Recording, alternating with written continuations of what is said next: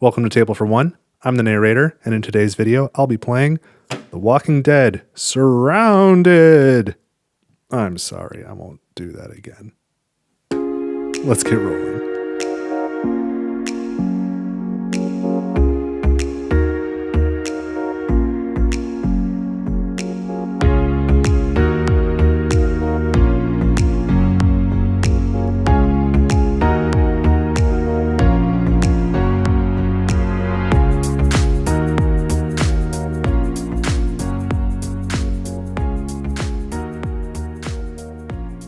Alright, so let's play The Walking Dead Surrounded. This is a button-shy wallet game that I purchased on my own from the website. I don't know, this one's probably been out for a little while, but I really like this one. This is one of my very favorites of all the button-shy wallet games that I've played. And to date, I've played 8 of them, so this one's really great. So all the cards are double-sided. On one side is a bunch of locations. On the other side are survivors, humans and zombies. And we're going to be making like a checkerboard grid of locations and people. And hopefully each location will have more survivors, more humans than zombies. We'll go through the whole deck of 18 cards.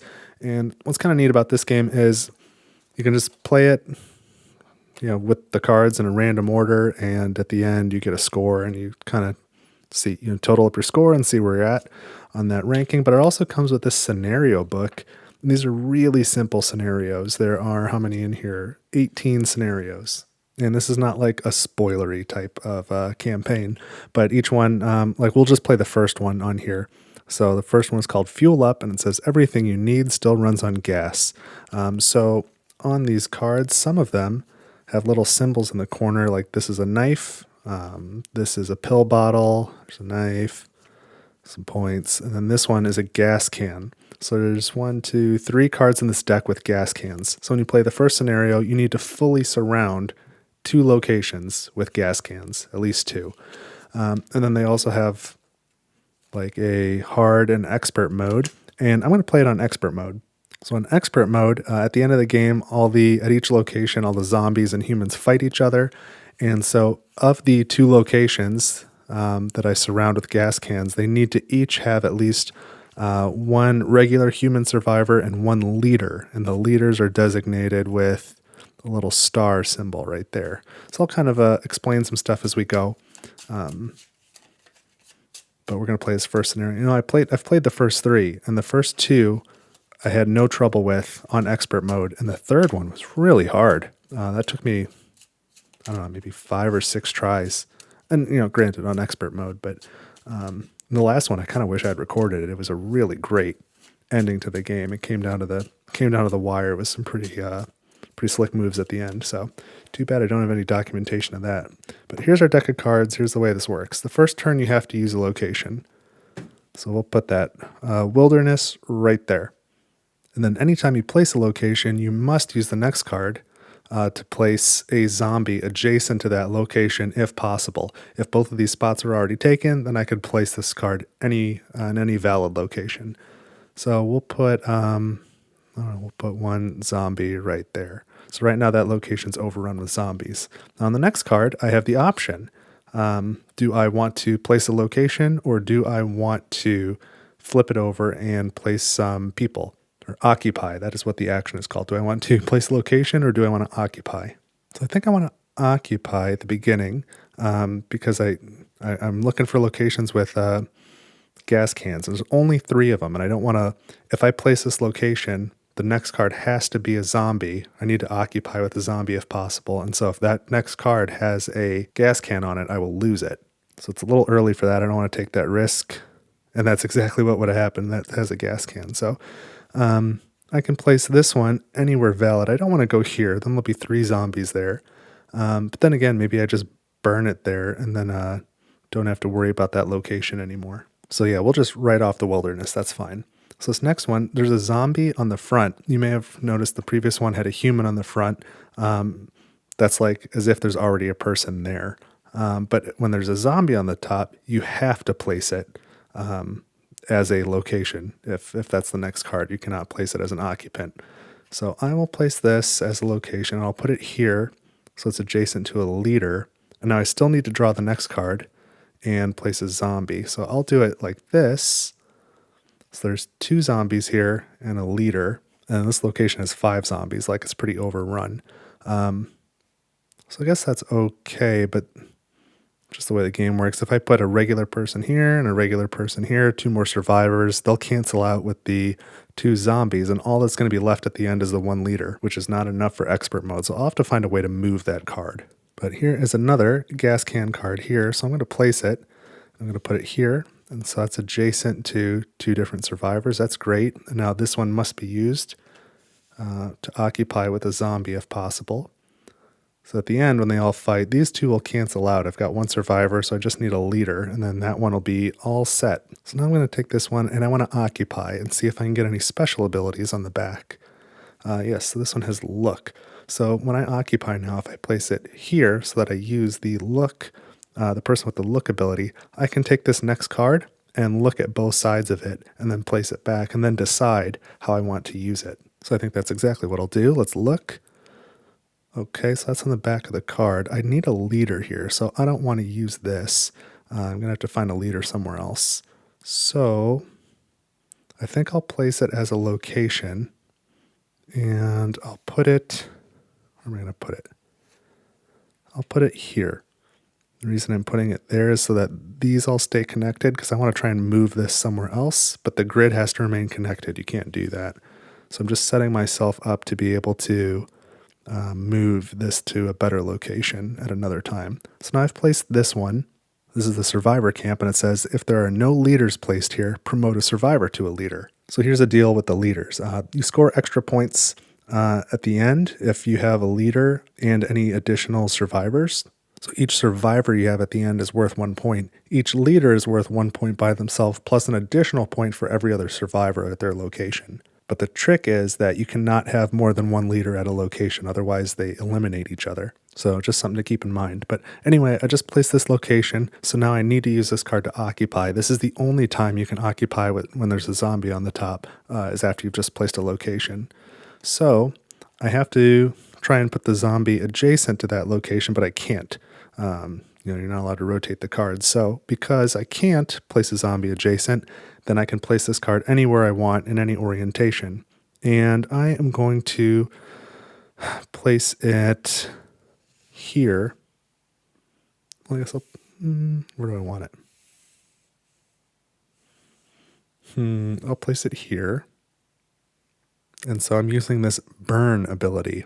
And that lets you burn a card. So it says return any card from the map to the top or bottom of the deck, location side up. So I'm going to return this one to the top of the deck. All right, sorry about that. I lost power.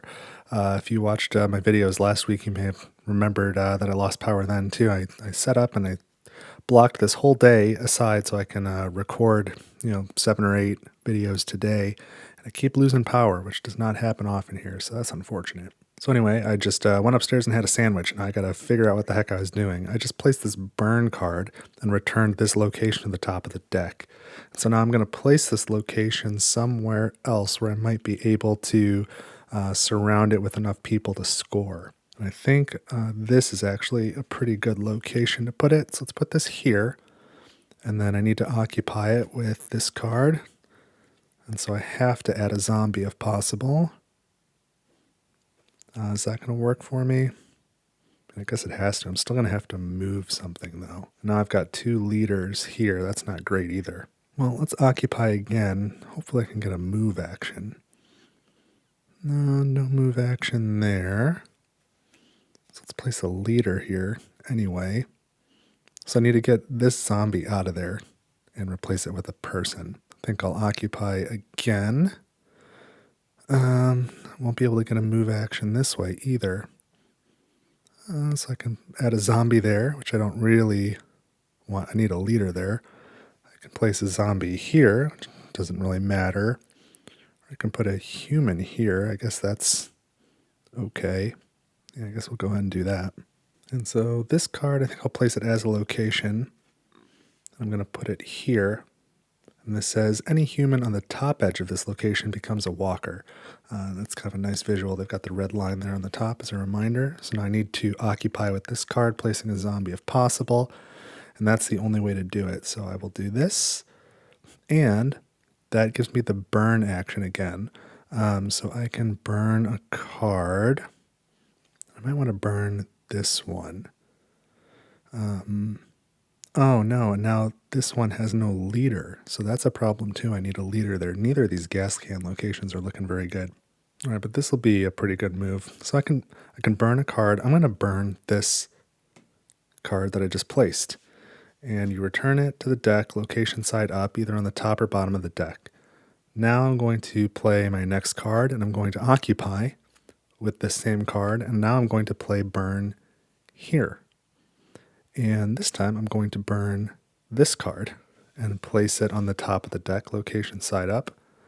And now I'm going to occupy with this card and play it here. So now I've got a leader at this location. I've removed a zombie from this one. Now I'm in really good shape. That's better. So this location's all set, and then as long as I can get Survivor facing this one, then I'll have completed the objectives for this scenario. So this one, I must place it location side up. It's got a zombie on it, so I just need to figure out where I want it. I could place it here. I could place it here. I'm going to have to occupy with this card, making a walker touch this card if possible. So that could get me into trouble here, but it might also help me. So I just don't know if I want to take the risk or not. But I think I will. I think I'll risk it. I'm going to leave this here, occupy with this card. Great. And there's only one walker, and I can't place it. So I can put this wherever I want. And I'm going to place it here. And then the last card you must occupy with. This is the last card, so I must occupy. I can put it wherever I want. It's got a leader on it. Otherwise, it's going to be a walker. So I don't really want to put it there. I mean, this place is pretty overrun already. I don't really have a place I could put the leader. I could put it here, but there's already too many leaders there, so that's not going to help me at all. So I guess I'll just put it on this location that's already really underwater. So that's it. I've placed all 18 cards. So for the scenario, let's just focus on these two gas can locations. So they are both fully surrounded, so that's the first criteria. And now let's evaluate them one at a time. So this one has a leader, 2 survivors, and a walker. So they all fight with each other.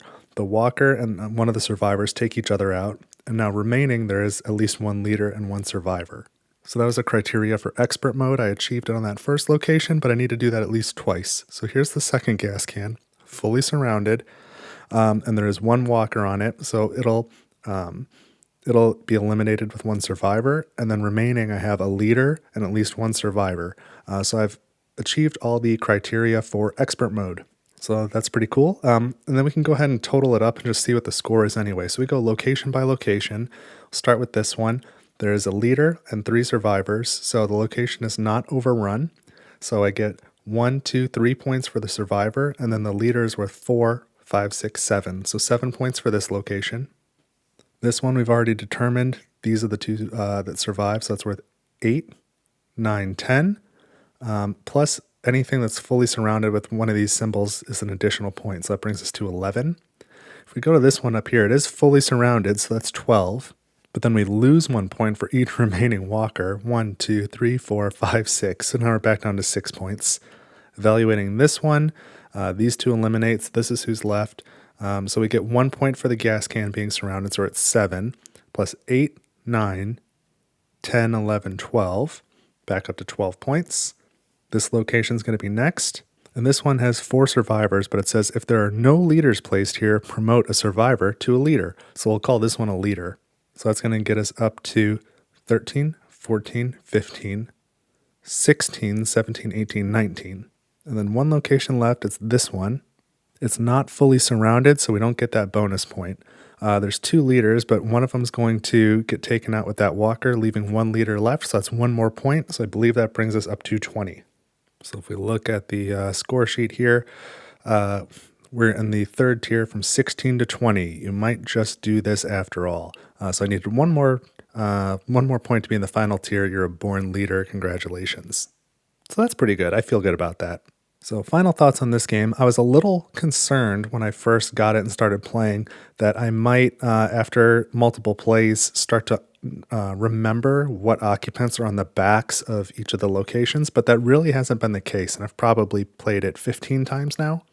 So I really like I like the puzzle. I like the mechanics of this game of making this grid and trying to optimize with the right amount of surprise when you don't know what occupants are on the back or in what locations, how they'll be oriented on the card and which ones have bonuses. So I just think it works really well together. And that's why it's one of my favorite button shy games so far. So again, it's probably been out for a little while, but it's new to me and I definitely recommend it. This one's really cool. So if you like these button shy games, be sure to subscribe to this video and like it. You can share it with other people who you think might enjoy it. But I'll be doing more button shy games over the next few weeks because I just bought a bunch of them. So I'll be interspersing these videos with some longer playthroughs of other games. So whether you like these light games or you like heavy games, I've got it all. Make sure you subscribe so you don't miss them. But that's it for this video. Thank you so much for watching Table for One. I hope you had a good time. I know I did, and I will see you in the next video.